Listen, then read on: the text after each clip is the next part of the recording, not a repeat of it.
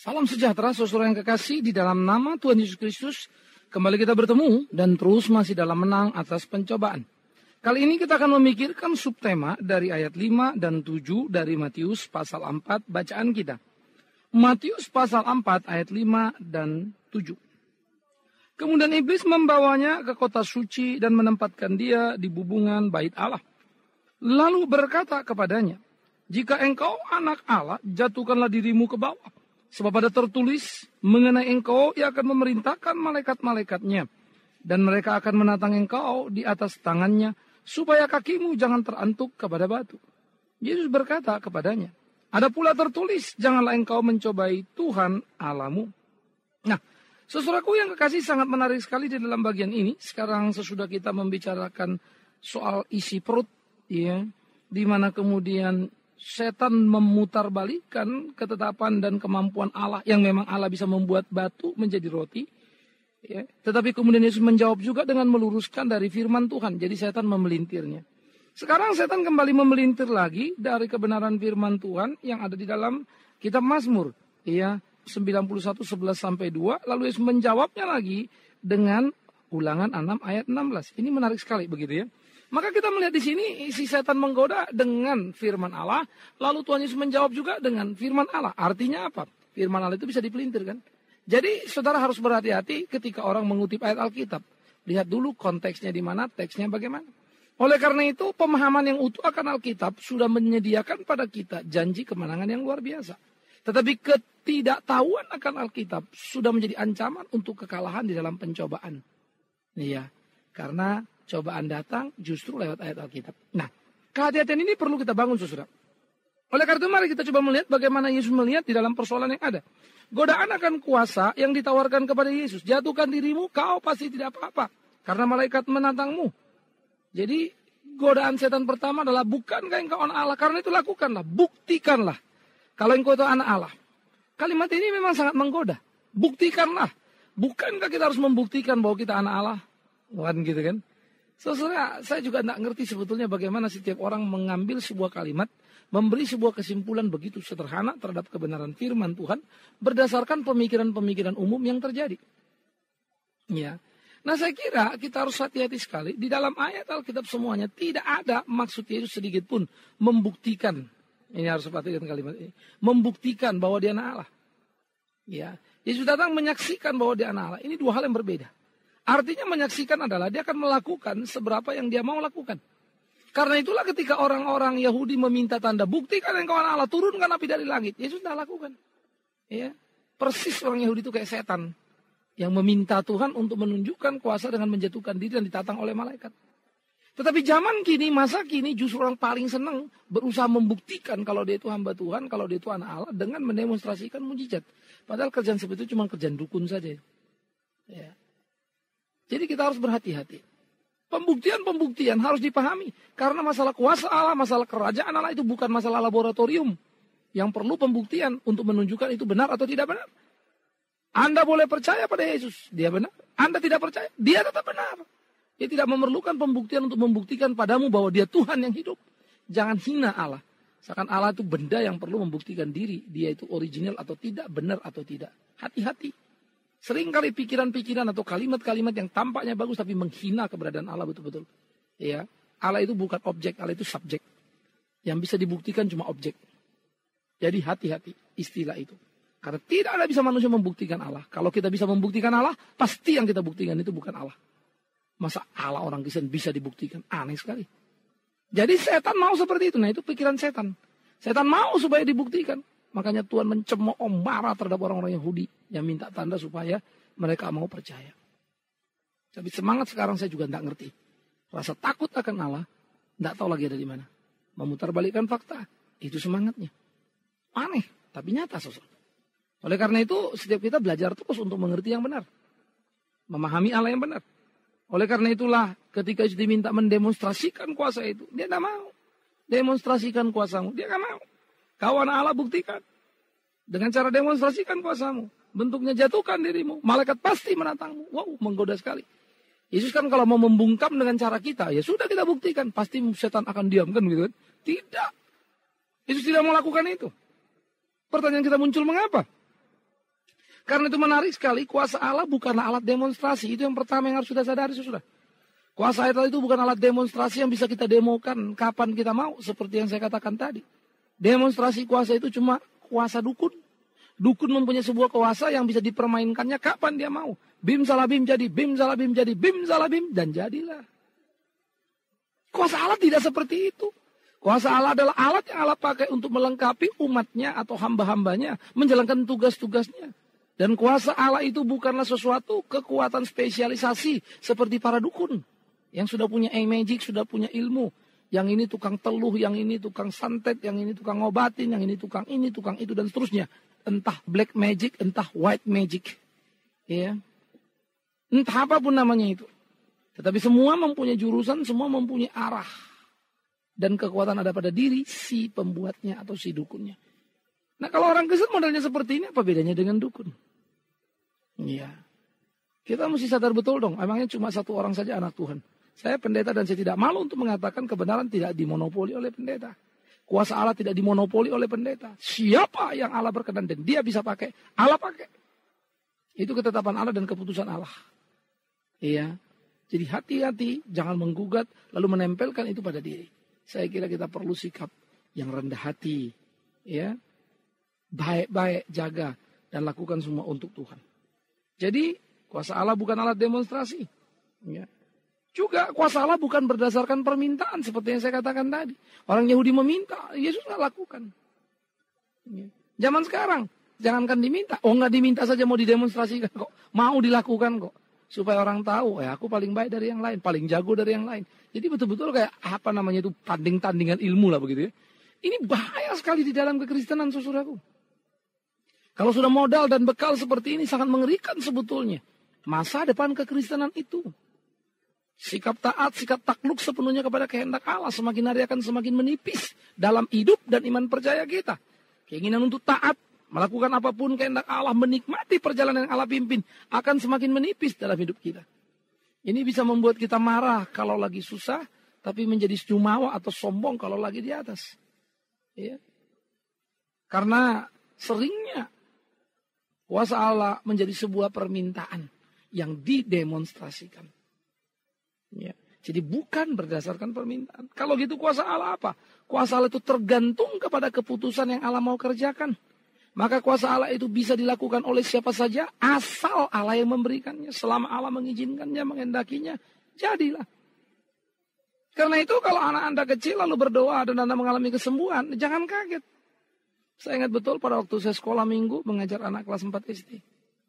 Lalu saya selalu mengajarkan pada mereka bagaimana hidup kita yang harus benar, bergantung sama Tuhan. Dan bagaimana kuasa doa itu begitu hebat di dalam hidup ini. Ya.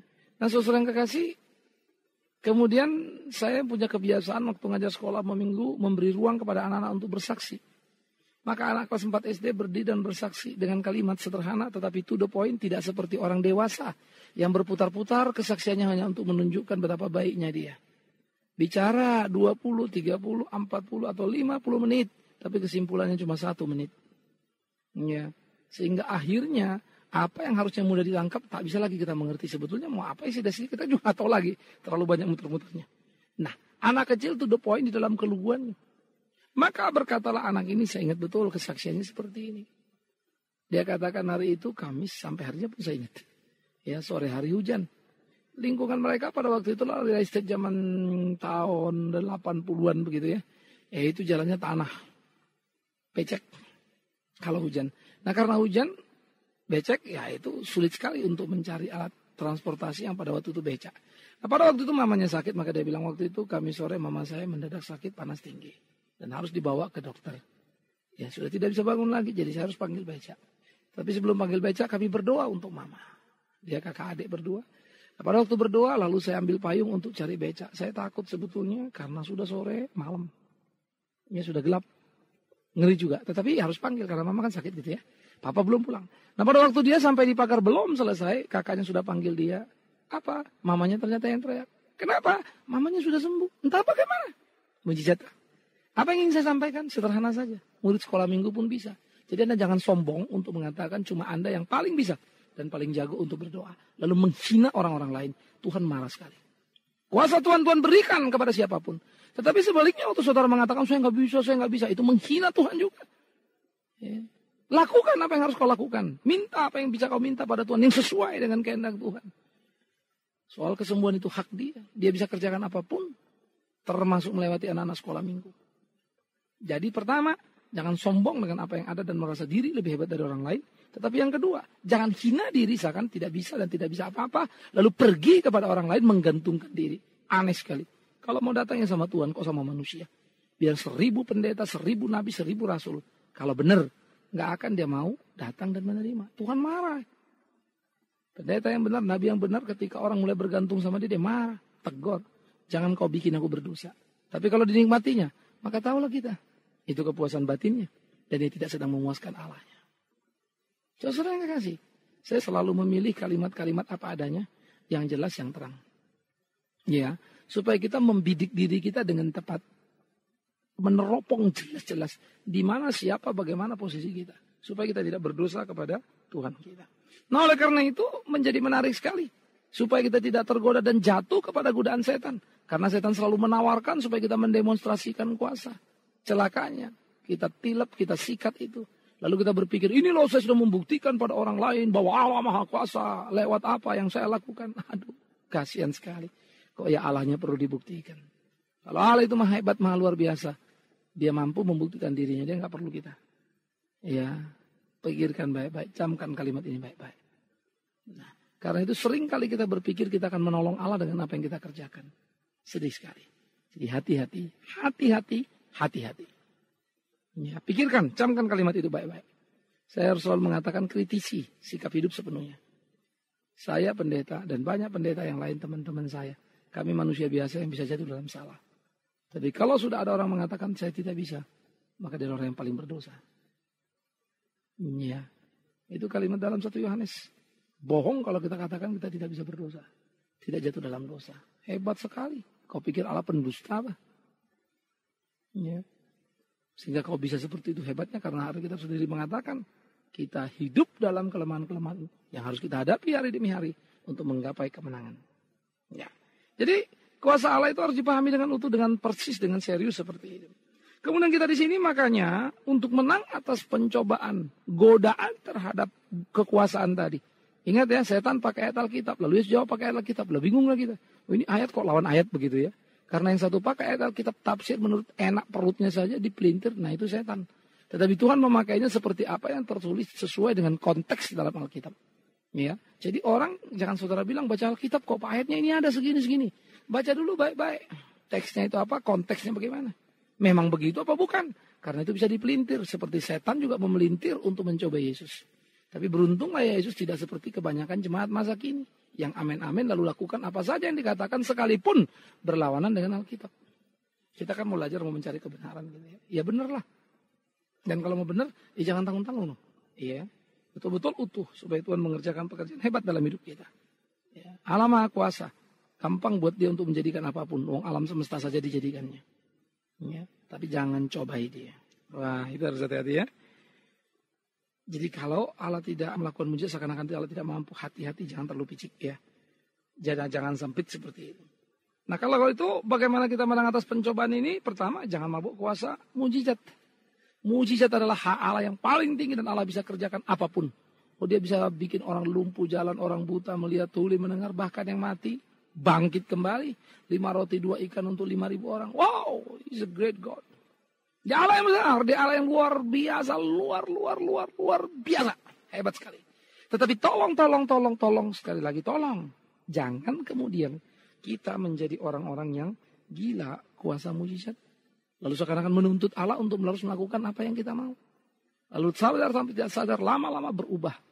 Hanya sebetulnya kita yang punya kekuatan itu entah dari mana. Tapi pakai bim salah bimnya nama Tuhan. Nah itu sebab ada Matius 7, 21 sampai 23. Ya saya sering pakai ayat ini. Tidak setiap orang menyebut namaku Tuhan, Tuhan masuk ke surga. Bahkan ada yang melakukan mujizat. Mengusir setan dalam nama Yesus. Hebat kan? Menyembuhkan orang sakit dalam nama Yesus. Tapi Yesus berkata, hanyalah membuat kejahatan. Aku tidak kenal kau. Bayangkan. Dia pakai nama Yesus, dia bikin mujizat. Dia pakai nama Yesus sembuhkan orang sakit. Dia pakai nama Yesus lakukan hal-hal yang wow. Tetapi Tuhan tidak mengenalnya. Tuhan menolaknya. Matius 7, 21 sampai 23. Jadi, jangan sampai mabuk kuasa mujizat itu. Tapi jangan salah paham. Allah bisa bikin mujizat? Bisa sekali. Kapan dia mau? Tak perlu kau gelisah. Kalau dokter sudah vonis kau mau mati, tenang saja. Kalau memang mati, kenapa rupanya? Tapi kalau Tuhan mau kau hidup, jangan khawatir. Hari ini dibilangnya kau sembuh, sembuh. Karena itu percayalah. Tapi dia tidak pernah salah, percaya juga. Kalau kau masih tetap sakit, nggak mungkin dia salah. Pasti dia punya mining, punya maksud, gitu kan?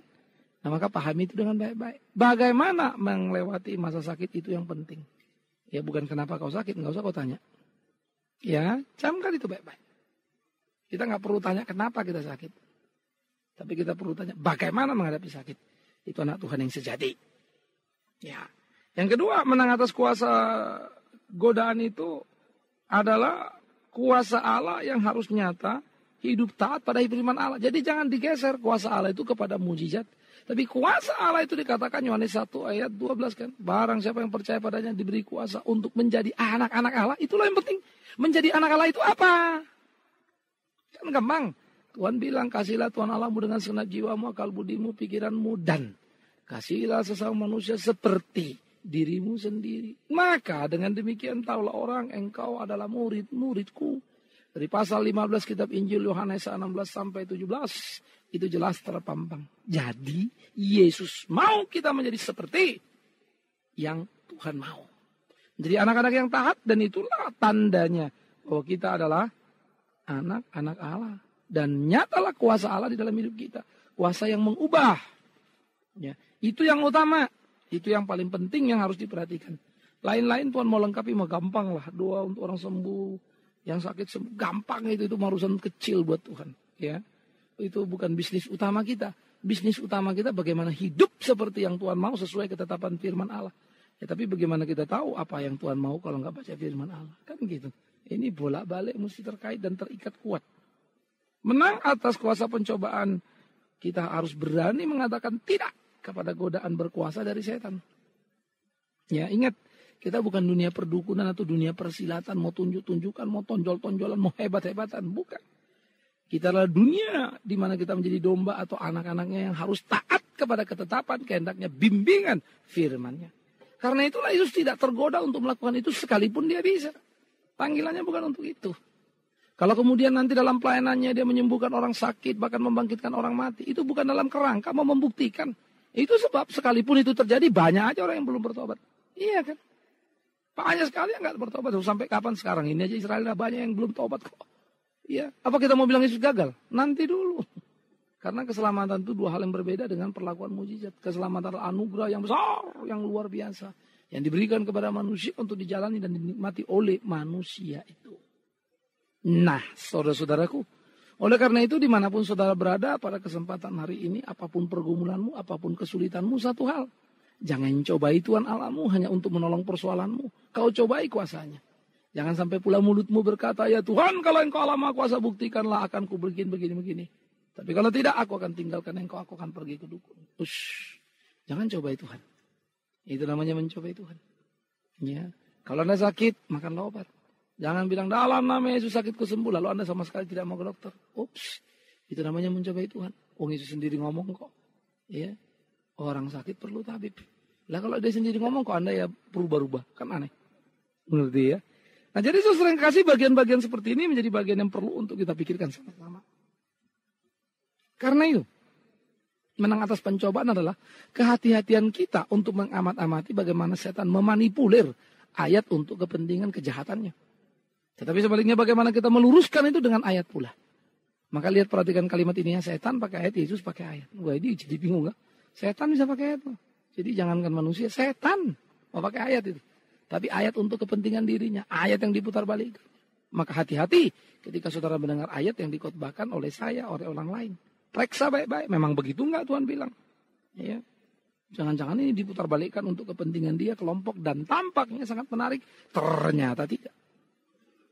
Jadi saudara yang kekasih, penaklukan diri kepada firman Allah itu menjadi hal yang sangat penting di tengah-tengah kehidupan kita. Bagaimana kita hidup taat, ya, sehingga berani berkata tidak kepada apa yang ditawarkan setan. Maka masa depan di tengah-tengah kehidupan, dan kemenangan demi kemenangan akan mewarnai kita. Maka pencobaan tidak akan pernah bisa menjatuhkan.